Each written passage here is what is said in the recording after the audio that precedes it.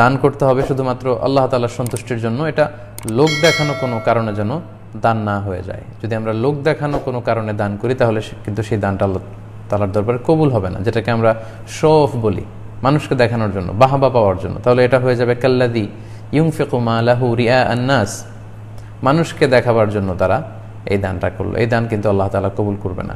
কারণ হাদিস শরীফে এসেছে যে অনেক দানশীল ব্যক্তি জাহান্নামে যাবে। কিয়ামতের দিন অনেক বড় বড় দানশীলকে আল্লাহ বলবেন যে তুমি জাহান্নামে যাও। তো দানশীল ব্যক্তি বলবে, আল্লাহ আমার সমুদয় সম্পত্তি আমি তো তোমার জন্য ব্যয় করেছি, আমি কেন জাহান্নামে যাব? আল্লাহ তাআলা বলবেন যে তুমি এগুলো ব্যয় করেছিলে যে লোকজন তোমাকে বলবে যে তুমি অনেক বড় হাতেম তাই, তুমি অনেক বড় দানবীর, তো এগুলো তো দুনিয়াতে তোমাকে বলা হয়েছে, আমার কাছে তুমি কি চাও? আমার কাছে তোমার জন্য আর কোনো কিছু নাই, অবশিষ্ট নেই, তুমি জাহান্নামে যাও। বলে আইয়াযু বিল্লাহ। তো এই জন্য লোক দেখানো দান যারা করবে, এরকম অনেক দানশীলও কিন্তু জাহান্নামে যাবে। তাই শো অফ করার জন্য যেন আমরা দান না করি।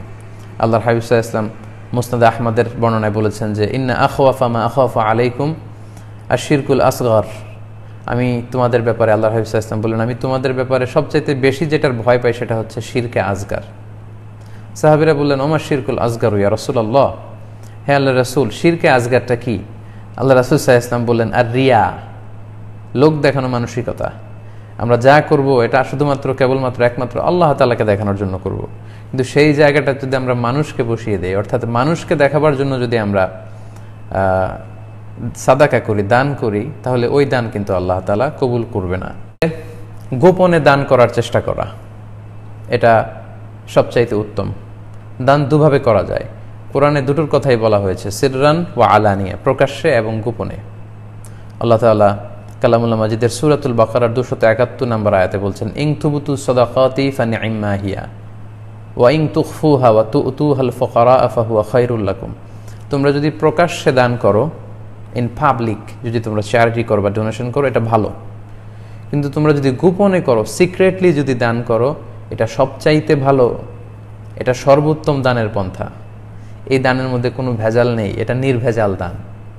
তাই যদি সম্ভব হয় আমরা আমাদের দানটুকু যত গোপনে করতে পারবো, তত বেশি আল্লাহ তাআলার দরবারে এটা কবুল হওয়ার পসিবিলিটি তত বেশি বেড়ে যাবে, তত বেশি হাই হবে।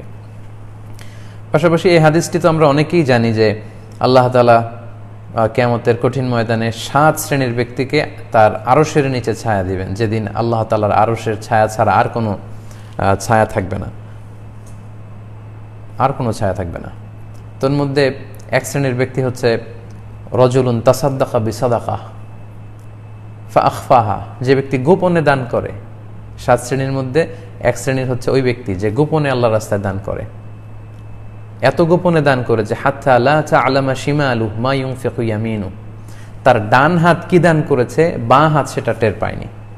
ডান হাত কি দিল, ডান হাত আর বাম হাত তো একেবারে কাছাকাছি, কিন্তু ডান হাত কি দিল বাঁ হাত সেটা টের পায়নি। এটা দিয়ে বোঝানো হয়েছে সে এত গোপনে দান করে যে তার আশেপাশের কেউ সেটা জানে না। এরকম গোপন দানকে কিন্তু আল্লাহ তাআলা খুব পছন্দ করেন, এবং গোপন দান আল্লাহ তাআলার ক্রোধকে কমিয়ে দেয়। আমাদের কোনো পাপের কারণে, আমাদের কোনো অন্যায়ের কারণে যদি আল্লাহ তাআলা আমাদের উপর রাগান্বিত হয়ে থাকেন, তাহলে আমাদের গোপন দানের কারণে কিন্তু আল্লাহ তাআলার এই ক্রোধ, এই রাগ প্রশমিত হয়ে যায়। তাই সম্মানিত দিনী ভাই এবং বোনেরা, আমাদের চেষ্টা করা উচিত আমরা যখন সাদাকা করব, আমরা দান করব, এই দানটা আমরা গোপনে করবার চেষ্টা করব, এবং এটা উত্তম।